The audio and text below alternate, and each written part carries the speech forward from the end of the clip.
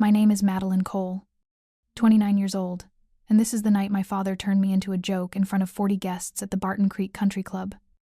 He pointed straight at me under the warm yellow lights, glasses clinking around us. You're grounded. Until you apologize to your stepmother, Dana. The entire room burst into laughter.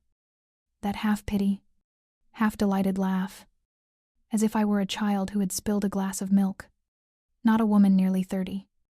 3 days later, at the JW Marriott Austin, in the middle of a $50 million contract signing, the lawyer from Baylor Innovations froze mid-signature and frowned.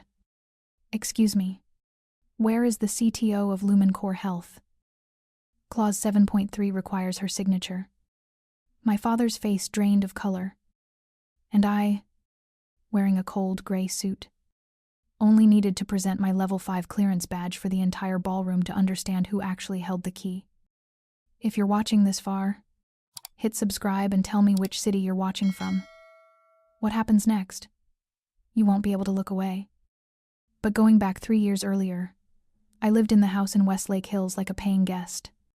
$8,500 a month for things I barely used. The pool. I paid. The renovated master bedroom. I paid. Logan's brand new Tesla. Also, me. And yet, whenever guests visited, my father would say with that dismissive tone, Madeline just does some small, random IT work. And Dana, always with those bright red nails, I paid for, only had to tilt her chin and say, she's somewhere around here. Hard to spot. Logan is the real future leader. I stood there, listening to them erase me from the family story, as if I had never existed at all. And what they didn't know was that this hard-to-spot woman was exactly the person they would soon be begging for help, in front of the entire Austin finance world. Logan's mistake somehow always became my fault. The white ceiling lights in the Westlake Hills house poured down onto the long dining table, where everything was always arranged so perfectly it felt suffocating. The sound of a spoon hitting a plate rang out, dry and sharp, slicing through the silence like metal striking metal in a lab. Marcus placed the invoice on the table, his face not angry, just expectant. The kind of expectation people reserve for an employee who is supposed to cover a coworker's shift. Logan forgot to pay for the backyard design work. He said it like it was the most natural thing in the world, then turned to me. You handle it. I froze. The invoice for $4,700 lay in front of me like a reminder. In this house, every mistake automatically belonged to me. Dana leaned her elbow on the table. The bright red nails she wore scraped lightly against the wood, making a crisp, cold sound. A daughter in the house is supposed to support her little brother. Something this small. Really. I took a deep breath. This is under Logan's name. Am not. Marcus cut me off, lowering his voice as if he did not want to disturb the polite atmosphere of dinner. Logan is handling a lot for his future. He can't carry everything. Logan scrolled on his phone, not even looking up. Yeah. Just help. Okay. I'm busy. After dinner, I walked down the long hallway, my feet touching the familiar wooden floor, but every step sounded like an echo in an empty room. This house had always been big enough to swallow anyone who was not truly welcome. The only family photo left on the wall, also chosen by Dana, showed just the 3 of them. Not me. My reflection spilled over the glass frame like a ghost standing behind someone else's life. That evening, Marcus called me back down to the dining room. Why is the project Logan is in charge of getting complaints from the client? His voice was cold, like steel that had not yet been polished. I have nothing to do with that project, I answered. Logan stood behind him, arms crossed. I'm busy with my investment portfolio. How am I supposed to control everything? Dana smiled, thin as a red thread. Madeline lives alone. She's not that busy. She should be supporting her brother more. Marcus delivered the final line without looking at me. "You'll fix all of it. Tonight." That night, I sat in the small office, the only room Dana allowed me to keep. The warm yellow light made the space feel peaceful and like a cage at the same time. I opened my laptop and started correcting the mess Logan had left unfinished. Then the email came. From Harper James, corporate attorney subject. "Your report was highly impressive. We need to talk further." I straightened up in my chair. For the first time in months, I felt seen. A second email came in. This could be a major opportunity. The light from the screen bounced off the wall, illuminating a future no one in this house knew anything about. That major opportunity was the very door that would lead to the downfall of their entire family. "There is one sentence," he said the night my mother died, "that I have never forgotten. I remember every detail of that evening outside the ICU doors. The hospital lights so white they made you see your own fear clearly. I was 14 years old." He held my shoulders, his hand trembling just slightly. "Madeline, it's just you and me now. I will always take your side. No matter what." I believed him completely. That sentence became the way I lived for years, until he was the very first one to let go. After the funeral, the house in Lake Travis felt wide enough to have a pit in the middle. He stepped out of grief through work, and I, through trying not to cry in front of him. 2 years later, Dana walked into the house like a breeze scented with expensive perfume. At first, she spoke softly, asked how school was going, and even placed a book by my bed. Smart girls are the ones who know when to stay quiet. That was the first signal, but I was too naive to understand. 1 month after their wedding, Marcus began changing the way he addressed me. Before, "Daddy's girl." After, "Madeline, help with this." Then it became, "Are you done yet?" And finally, he stopped calling me anything at all. When Dana moved her things into the master bedroom, she asked to have all my mother's photos moved down to the storage room. I still remember Marcus standing there silently, saying nothing. That silence hurt more than any sentence could. Logan moved in 1 week after the wedding. He brought 4 suitcases of clothes, 2 gaming monitors, and the attitude of someone who believed the world revolved around him. The first day he met me, he said, "Mom said you're kind of hard to approach. Hope you don't mess up the vibe of this house." Vibe. I had never been judged by such an empty word. From then on, any success I achieved might as well have been invisible. But if Logan washed a single dish, the whole house treated it like an accomplishment. Marcus once said in front of guests, "Logan has leadership potential. Madeline is good with small details." Small details. At that time, I had already begun fixing blueprint files for his company, the very work he later claimed as his negotiation achievement. When we moved to Westlake Hills, Dana suggested I take the smaller room so Logan could have an office. I agreed, thinking I needed to try harder to keep the peace. On my first evening in that new room, warm yellow lights but cold in my chest, I heard their laughter echo from downstairs.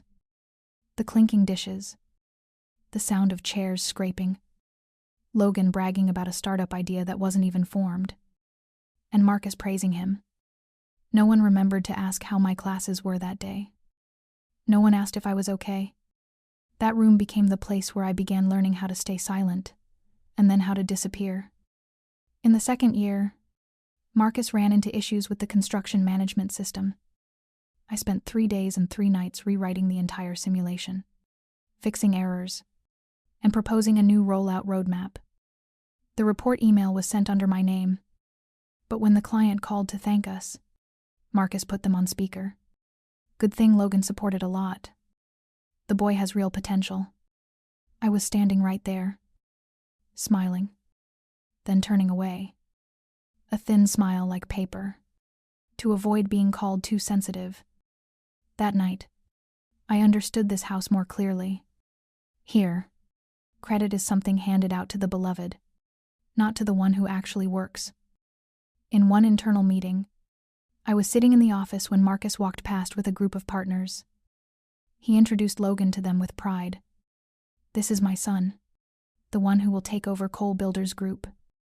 One of the partners looked at me, holding the laptop, the very file they needed, and asked, "Who is she?" Marcus answered flatly, "IT support staff." IT support. Not his daughter. Not the person who saved last year's project.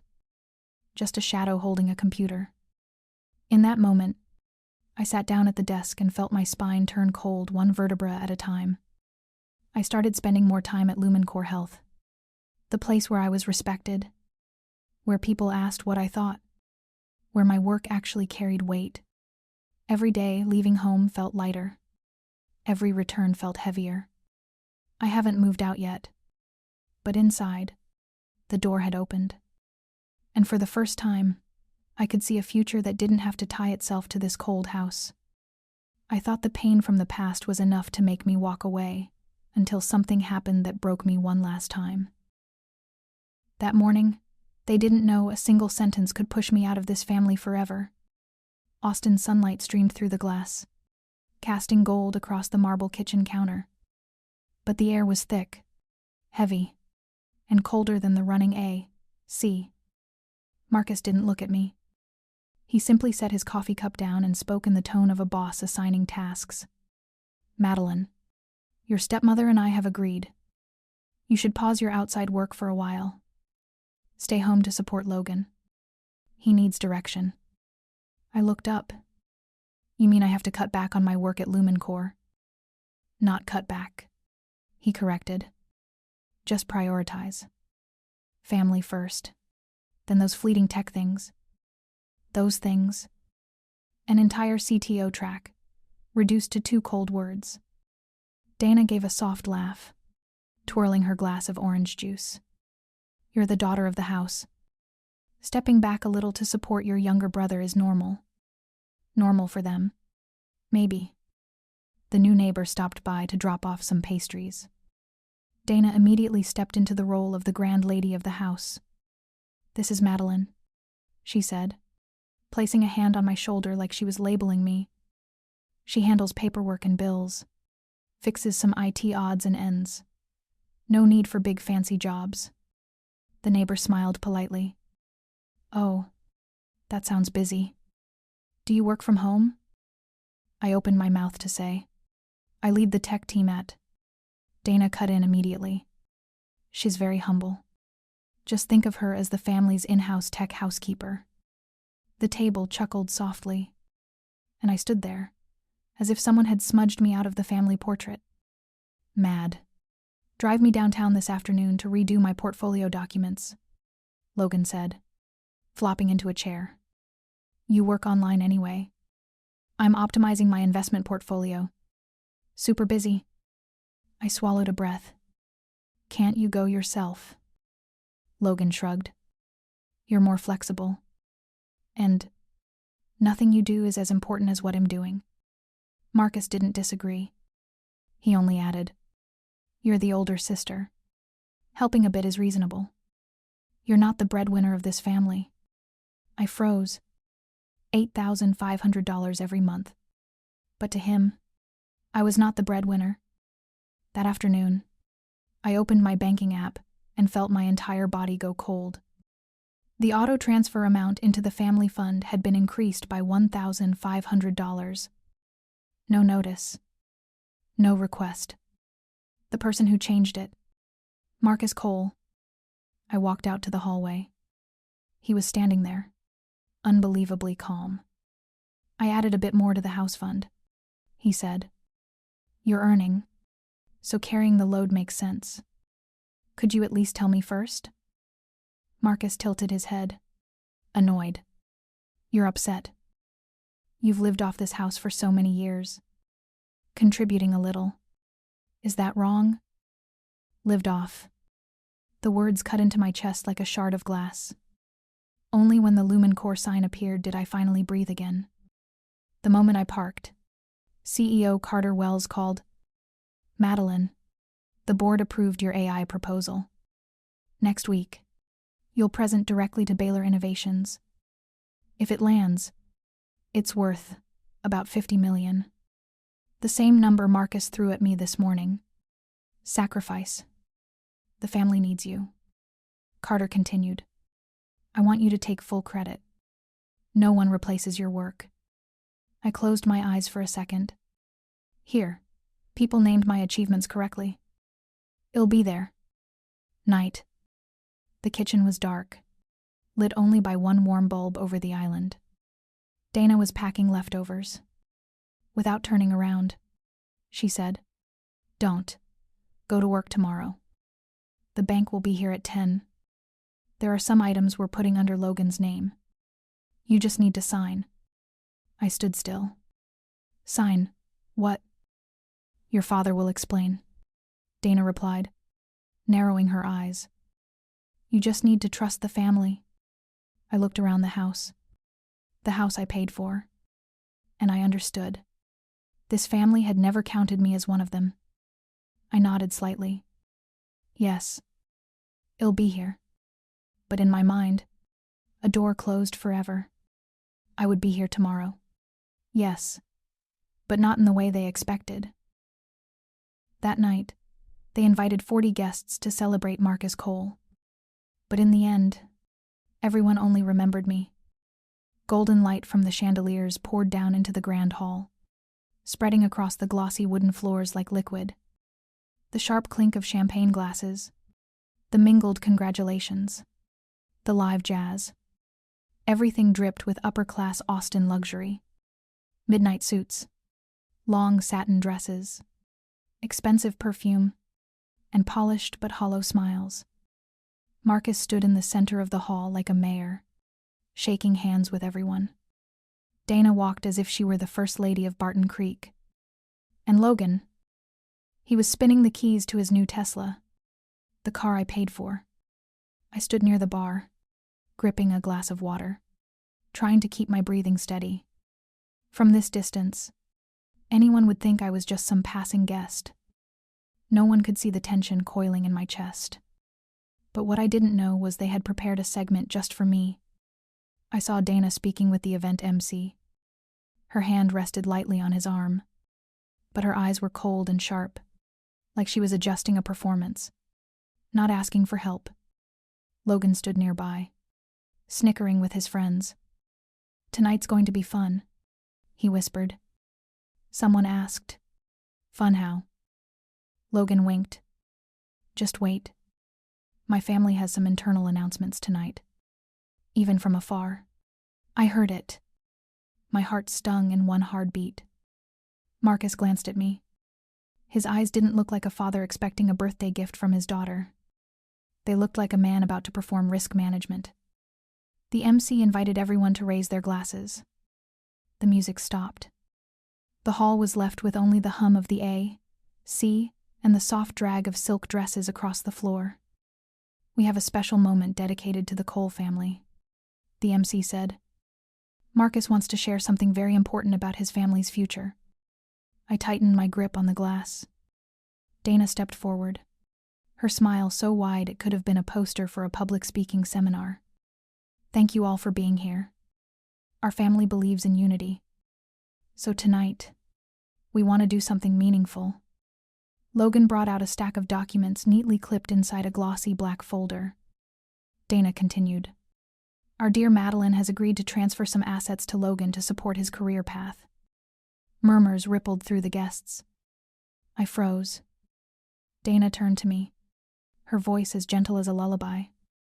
Sweetheart, come up here. Share your family spirit with everyone. Family spirit. They were framing forced transfer of ownership papers as if I had willingly donated my assets. The air pressed down like the sky before a storm. I stepped onto the small stage, my shoes slipping slightly on the steps. 40 pairs of eyes watched me, curious, whispering, and a few pitying. Marcus took the folder from Logan and cleared his throat. This is just procedure. Madeline understands that family comes first. Sign here to show your unity. He placed the pen in front of me. No request. No explanation. Nothing. Someone in the crowd whispered, "Big sister helping her little brother. How cute." Another asked, "Is it a large asset?" Someone else added, "Marcus always knows how to raise his kids." Each comment pricked my skin like tiny needles. I took a breath. I never agreed to this. Marcus gave a short, awkward laugh, as if I had told a joke. "Don't make things difficult for the family in front of everyone." His voice dropped. "Don't disappoint your father." Dana took my hand, her red nails like artificial petals, but the pressure was painfully real. "Madeline, you don't want people to think you don't love your own brother, right?" I pulled my hand away. Marcus leaned into the mic. "If you don't sign, don't call me your father." The hall fell silent like someone had thrown a towel into the ring. A few people covered their mouths. An older couple exchanged looks. The MC stood stiffly nearby, unsure whether to smile or step back. I looked straight at Marcus, the man who once said he would protect me for life. "Then why don't you ask me, just once, what I actually do for work? What do I actually contribute to this house? Or do you only need my signature to feed Logan's delusions?" Dana yanked Logan's arm. Marcus flushed red. A guest muttered, "Something's wrong." Another whispered, "She doesn't look like someone you can push around." Marcus growled, "Sign." "Right. Now." I placed the folder on the table. The sound was soft. Only those nearby heard it. But to me, it rang like an ending. "No," I said, my voice steadier than I expected. "If this family needs my money to survive, then it was never a family." I stepped down from the stage. Not running. Not rushing. Just walking. Each step sliced through the cold haze of the room. Someone murmured, "She's strong."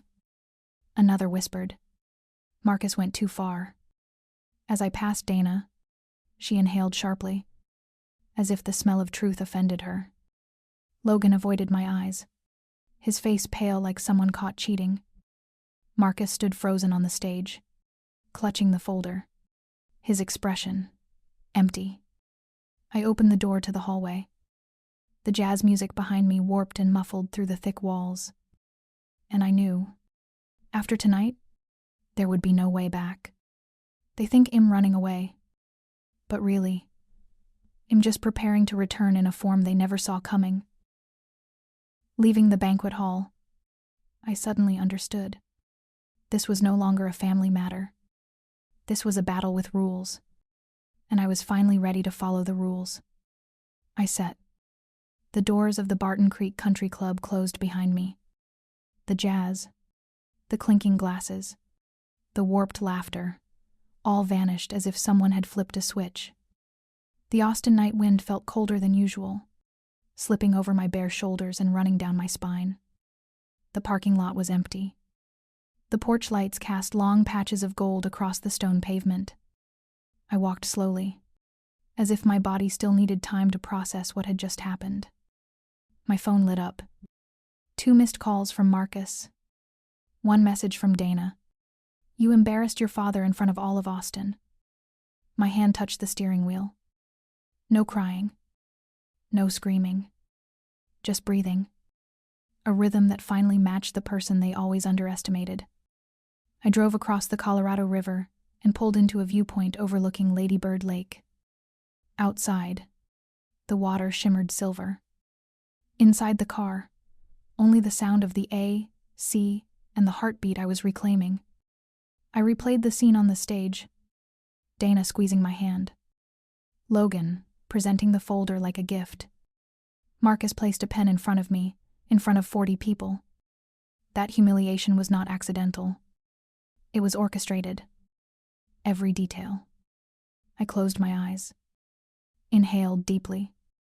When I opened them, one truth was crystal clear. I would no longer let them define me. From this moment on, I opened my contacts and chose the one person I trusted. Alex Harper, technology attorney at LumenCore. The phone rang. Madeline. His calm voice sounded like he already knew I'd call on a night like this. Tonight, they tried to force me to sign asset transfer papers. In front of everyone. One step at a time. Tell me everything. I told him. No rage. No embellishment. Just the bare truth. Alex was silent for a moment. That's financial coercion. Any document they gave you is void immediately, if coercion is involved. Texas allows recording in public spaces. From now on, record every conversation with witnesses. A cold line of air slid down my neck, like I had stepped off a porch and onto the stone floor of a courtroom. Alex added, "And Madeline, don't sleep in their house." I stared at the dark surface of the lake. Maybe, for the first time in years, I wasn't afraid anymore. When I reached my downtown apartment, I turned on every light. White light fell across the wooden floor in perfect squares. Laptop open. I pulled up the Baylor Innovations LumenCore Health contract. Page 39. Section 7.3. All technical approvals must be signed by the CTO of LumenCore. Not the CEO. Not the CFO. Not the founder. Not Marcus Cole. Only me. I leaned back in my chair, the shoulders finally relaxing. It felt like seeing light at the end of a tunnel I had been trapped in for years. A message popped up from someone in the industry. Your dad is bragging about the $50 million contract at the bar. He says everything is settled. I stared at the screen, and a laugh slipped out. Not a laugh of joy. A laugh at the irony. The $50 million contract Marcus was bragging about could not exist without my signature. I looked back at Clause 7.3. It felt like a spotlight shining straight onto the truth. I held the key. They had no idea. In the stillness of the apartment, I could hear my own swallow. Not victory. Clarity. I opened a new folder. Cole family record 1 by 1. Audio of the threats at the party. Photo of the forced signature folder. Auto transfer increase logs. Dana's accusatory message. Contract section 7.3. Email confirming CTO appointment. I sent everything to Alex. Sent a copy to another personal email. Uploaded a third to a hidden cloud. Alex called back. Madeline, if they push again, you can sue and win with a 90% probability. For now, I don't want to sue. Then what do you want?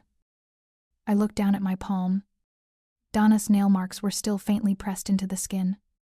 I want clarity. And you'll have it, Alex said. But stay silent. Silence makes them overconfident. The quieter you are, the more mistakes they'll reveal. Silence. I once thought silence was endurance. But tonight, it was strategy. I turned off the living room lights, leaving only a desk lamp on. Warm yellow spread over the contract page. 7.3, like a silent declaration. Tomorrow, everything changes. I would no longer walk as someone who endured. Not the hard-to-spot daughter. Not the woman erased from the family narrative. I was the CTO of LumenCore Health. And tomorrow morning, that would be proven in front of the entire city of Austin. In just 48 hours, Marcus will have to stand before hundreds of people and ask, "Who are you really?" The moment they needed me most was also the moment they realized they had never known who I was. The emerald ballroom on the 3rd floor glowed like an awards night gala. Crystal chandeliers spilled silver light over black suits and satin dresses soft as water.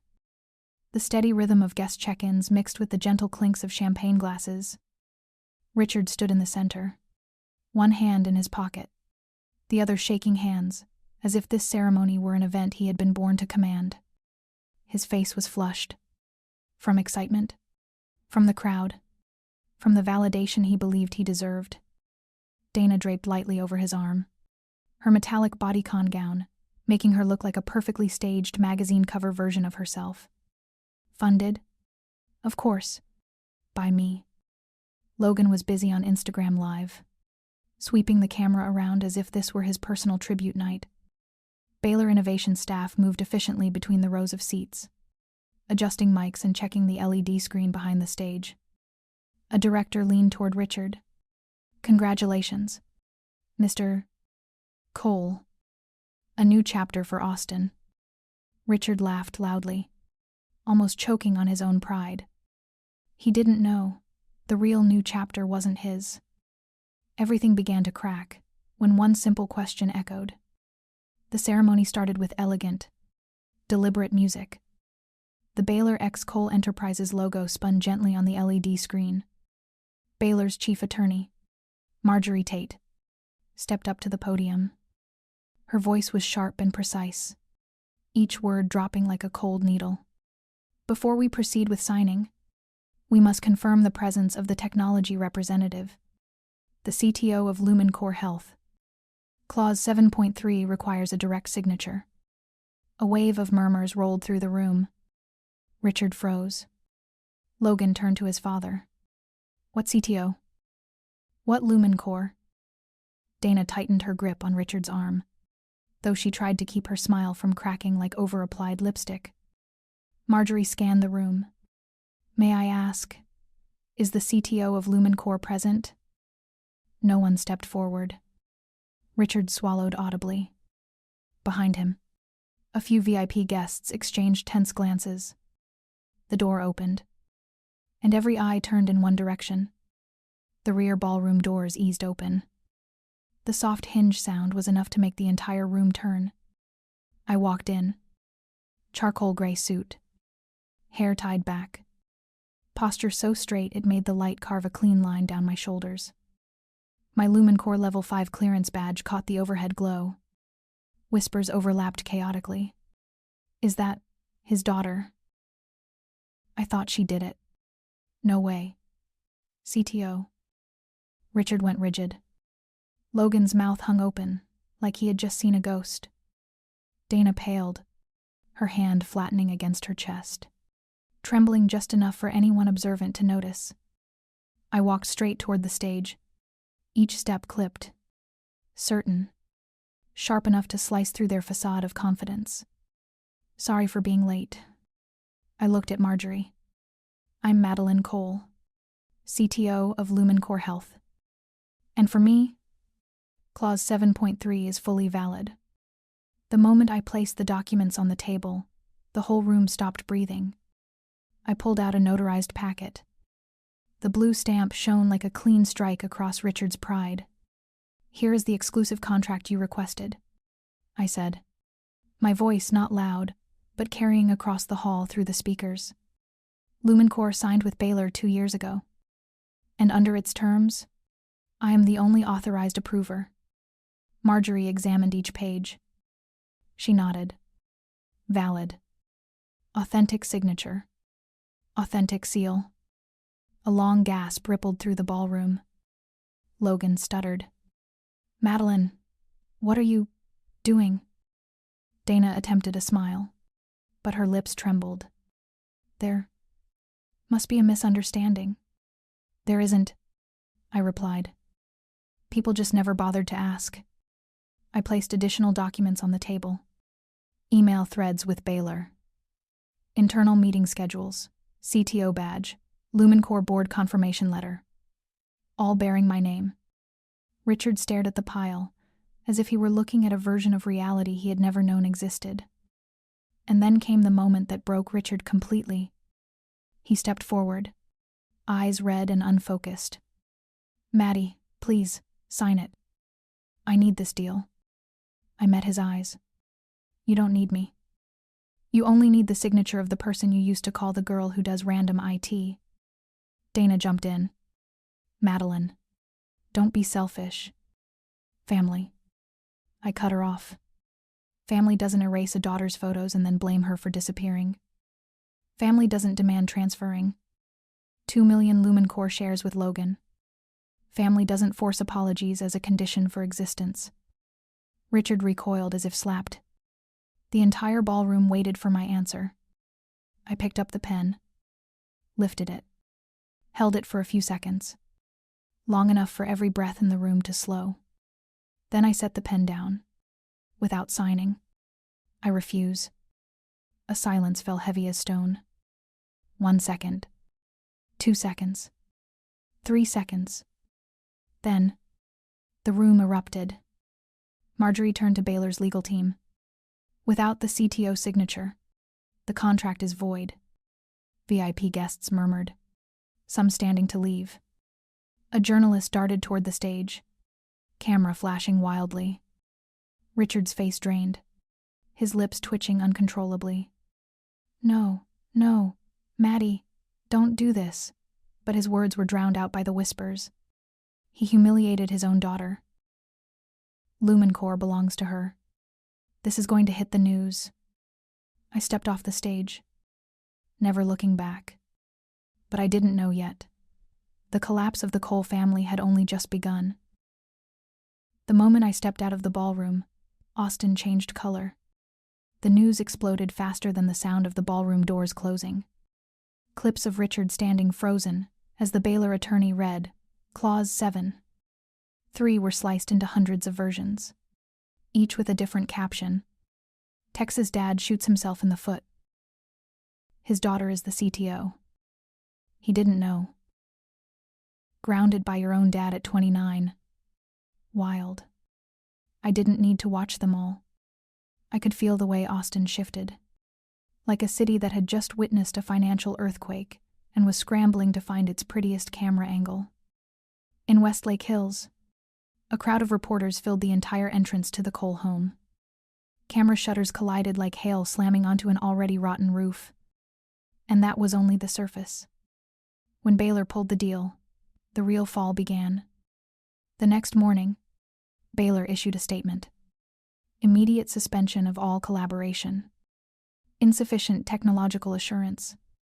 2 hours later, 2 secondary partners withdrew as well. By 3 p.m., Cole Enterprises stock had dropped nearly half its value. The board summoned Richard. The meeting room had heavy soundproofing, so, from the hallway you only heard the shadow of raised voices. But you could still feel the urgency, the confusion, and the quiet horror. When Richard finally walked out, he moved like a man who had just received a sentence. In his hand was a crumpled sheet of paper. Baylor's official notice. At the end of the hallway, one employee whispered. He lost everything because he disrespected the one person who could have saved him. And then it was the Cole family's turn. That afternoon, the Range Rover they loved to show off as proof of family class stopped in front of the house. Dana stepped out, for the first time without lipstick, without diamonds, and without her performance smile. She removed her wedding ring, a ring too large for a life too small, and placed it in Richard's hand. We're done. Logan reacted worse. You promised to take care of me. You promised to get me into Baylor. You ruined everything. Richard said nothing. Perhaps he had finally realized he had raised a son on privilege, not responsibility. Logan kicked the mailbox in the front yard, as if a single kick could repair an entire lifetime. But the worst part happened when Richard tried to find me. That evening, he drove to LumenCore headquarters. Security stopped him at the gate. I'm sorry, Mr. Cole. You're not on the list. Richard looked down at his shoes, the other hand gripping a bouquet of white roses. The flowers trembled with each uneven breath. I asked security to send them to the children's hospital, a place that could use them more than I could. Later, one guard told me quietly. He sat in his car for a long time. No lights on. No calls. Just sat there. Some moments don't need sound. His silence was the loudest confession. While he struggled in the wreckage, I stepped into a new morning. My new Austin downtown apartment opened with soft sunlight spilling across light wooden floors. No one yelling my name like a command. No one scoffing at me for doing random IT. No one approaching me to demand money, credit, or obedience. I made coffee. The heat rose against my face, a kind of warmth I'd forgotten I once loved. My phone chimed with a message. Ethan Ward. Clause 7.3 proved everything. Europe meeting on Monday. I looked out at the city from the balcony. The cars, the wind, the scent of coffee drifting up from the cafe below, all blending like a new soundtrack. Not victory. Not revenge. Just peace. A peace. I had built it with my own hands. But I didn't know yet. Richard would show up once more. And this time, he would have nothing left except an apology. Late afternoon in Austin laid a thin layer of sunlight over the balcony of my new apartment. For the first time in years, I could hear my own breathing. No more Logan's footsteps thudding through the hallway. No more Dana shouting my name whenever she needed something. No more shadow of my father at every dinner table. Just me, and a stillness I once believed I would never touch. Some truths aren't meant to be argued. They're meant to show you that I had spent years trying to belong to a place that never wanted me. I looked back at those years in Westlake Hills, where I paid nearly every bill and was still treated like excess furniture. I wasn't angry anymore. Anger keeps you tied to the past. And I was already walking forward. On Tuesday morning, my father left a short email. Do you have time for me? Just a few minutes. I agreed. Not for him, but because I needed to see how far I had come. We met in a cafe at Domain Northside. He looked smaller, as if the recent months had drained the same confidence that once suffocated me. I'm sorry, he said, his voice rough like old wood. I let the sentence pass through me like a breeze. I didn't resent him, but I wasn't returning, either. I set the rules. Clear. Firm. No shared business. No automatic entitlement to affection because we're family. No silence. No erasure. No rewriting of me ever again. He nodded. Maybe for the first time in his life. He actually listened. When I stepped out, sunlight fell over my shoulders like a reminder. I had lived too long in a house that never had space for me. Now things were different. I had my own career, my own life, my own voice. And if you're still watching, comment boundaries if you believe respect should never be something you have to beg for. Like and subscribe so I can tell you more meaningful and powerful stories about life. See you in the next story.